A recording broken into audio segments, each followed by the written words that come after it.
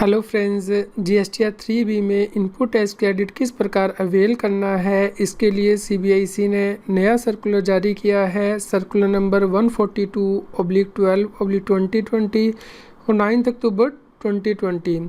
Friends, इस circular में बताया गया है कि रूल 36 सब रूल 4 की एप्लीकेशन किस प्रकार होगी फरवरी 2020 से अगस्त 2020 के पीरियड के लिए। पहले सीबीआईसी ने सर्कुलर जारी किया था ऑन 11 नवंबर 2019, जिसमें के बताया गया था कि रूल 36 सब रूल 4 के अकॉर्डिंग इनपुट टैक्स क्रेडिट किस प्रकार अवेल करना है। इनवाइस, डेबिट नोट जो कि सप्लायर ने अपलोड नहीं किए हैं, यानी कि यदि सप्लायर जीएसटीआर 1 की रिटर्न फाइल नहीं करता है तो रिसिपिएंट कितना इनपुट टैक्स क्रेडिट क्लेम कर सकता है, यानी कि 10% तक ही जो उसका जीएसटीआर 2A में आ रहा है।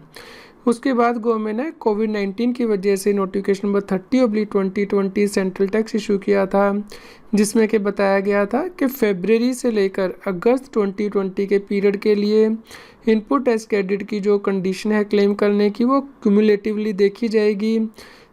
ये कंडीशन देखी जाएगी जब व्यक्ति सितंबर 2020 के लिए जीएसटीआर 3B को फाइल करेगा, उस वक्त ही व्यक्ति को अपने इनपुट टैक्स क्रेडिट से रिलेटेड एडजस्टमेंट करनी है। यानी कि व्यक्ति फरवरी से लेके अगस्त 2020 के लिए पूरा इनपुट टैक्स क्रेडिट क्लेम कर सकता है, भले ही सप्लायर ने इनवॉइस अपलोड नहीं की हैं।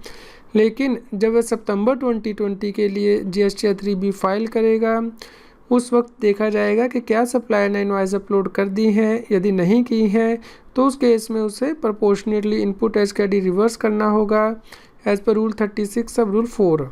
इसके लिए ही ये क्लैरिफिकेशन इशू की गई हैं ताकि यूनिफॉर्मिटी आ सके जीएसटी की प्रोविज़न को इम्प्लीमेंट करने के लिए।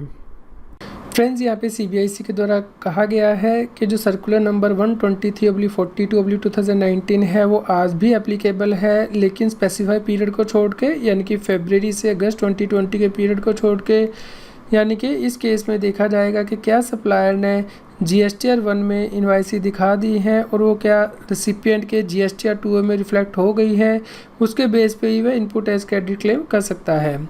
इस केस में टैक्स पेयर को अपना इनपुट टैक्स क्रेडिट रिकंसाइल करना होगा जो वह जीएसटीआर 3B में क्लेम कर रहा है फरवरी 20 से अगस्त 20 के पीरियड के लिए, और ये देखना होगा कि क्या सप्लायर ने इनवाइसी की डिटेल अपलोड कर दी है, यानी कि सितंबर 2020 के लिए जो जीएसटीआर 1 फाइल करने की ड्यू डेट है उस डेट तक है। इस केस में recipient cumulative input tax credit जो क्लेम कर सकता है जीएसटीआर 3B में वो 110% से ज़्यादा नहीं हो सकता है एलिजिबल क्रेडिट का, जो कि उसके जीएसटीआर 2A में आ रहा है। यानी कि जो सप्लायर ने इनवाइसिस और डेबिट नोट अपलोड कर दिए हैं सितंबर 2020 की जीएसटी 1 को फाइल करते हुए उस ड्यू डेट तक है।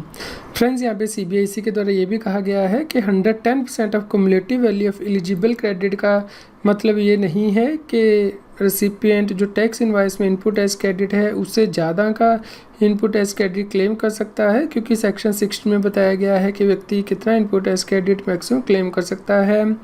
फ्रेंड्स, एक्सेस आईटीसी यदि व्यक्ति ने लिया है स्पेसिफाइड पीरियड के लिए, यानी कि फरवरी 20 से अगस्त 20 के पीरियड के लिए, वो उसे रिवर्स करना होगा जीएसटीआर 3B में टेबल 4B सब क्लोज 2 के अंतर्गत, या उसे सितंबर 2020 में करना होगा जब वो सितंबर 2020 की जीएसटीआर 3B फाइल करेगा। और यदि वो ऐसा नहीं करता है तो जो उसने excess input tax credit claim किया है वो इनएलिजिबल आईटीसी माना जाएगा during the month of September 2020। Friends, यहाँ पे एग्जांपल के साथ समझाया गया है कि प्रोविज़न किस प्रकार एप्लीकेबल होगी। जैसा कि आप अपनी स्क्रीन पे देख पा रहे हैं कि यहाँ पे जो एलिजिबल आईटीसी है फरवरी 20 से अगस्त 20 के लिए वो 2750 है, और व्यक्ति ने जो आईटीसी अवेल किया है फरवरी से अगस्त 20 के लिए पूरा आईटीसी क्लेम कर लिया है 2750। लेकिन जब सप्लायर ने जीएसटीआर 1 फाइल की है सितंबर 20 के लिए जो ड्यू डेट है उस डेट तक, तो उसमें जो इनपुट टैक्स क्रेडिट आ रहा है वो 2450 ही आ रहा है। इस प्रकार जो मैक्सिमम इनपुट टैक्स क्रेडिट लिया जा सकता है वो 2450 प्लस 10% ऑफ एलिजिबल आईटीसी, यानी कि 2450 का 10% यानी कि 2695 ही लिया जा सकता है। यहाँ पे व्यक्ति ने क्लेम कर लिया है 2750 इनपुट टैक्स क्रेडिट, तो जो एक्सेस आईटीसी उसने क्लेम किया है 55, वो उसे रिवर्स करना होगा, यानी कि GSTR 3B में टेबल 4B सब क्लोज 2 के अंतर्गत है। इसके अलावा सितंबर 2020 के लिए जो कंडीशन है कि वो 10% तक ही क्लेम कर सकता है, जो उसका ITC आ रहा है, यानी कि 350 रुपीज़ सितंबर मंथ के लिए आ रहा है, तो उसका 10% तक मैक्सिमम यानी कि 35 रुपीज़ एक्स्ट्रा। यदि सप्लायर इनवॉइस अपलोड नहीं करता है तो ये कंडीशन अलग से देखी जाएगी। फ्रेंड्स, जब व्यक्ति GSTR 3B फाइल करेगा सितंबर 2020 के लिए, तो उस केस में वह अपना इनपुट एज क्रेडिट अवेल करेगा 385 रुपीज़ अंडर टेबल 4A और इनपुट एज क्रेडिट रिवर्स करेगा 55 रुपीज़ अंडर टेबल 4B सब क्लोज 2। फ्रेंड्स, उम्मीद करते हैं आपको न्यूज़ पसंद आई होगी।